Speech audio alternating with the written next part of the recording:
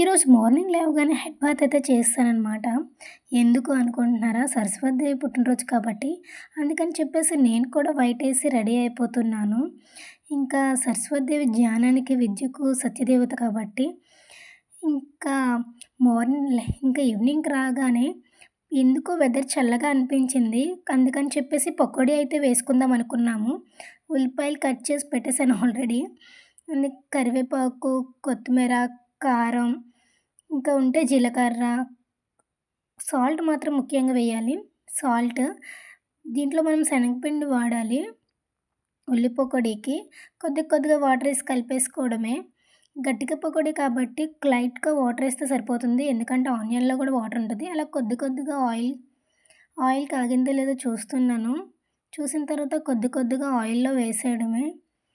వేసిన తర్వాత అటు ఇటు 5 మినిట్స్ కలిపేసుకోవాలి. ఒక 5 మినిట్స్ అటు ఇటు కలుపుకోవాలి. కలుపుకున్న తర్వాత గోల్డెన్ బ్రౌన్ కలర్ వస్తే సరిపోతుంది. తీసేయడమే. పక్కన సర్వ్ చేసుకోవడమే. చూడండి ఎంత వచ్చిందో.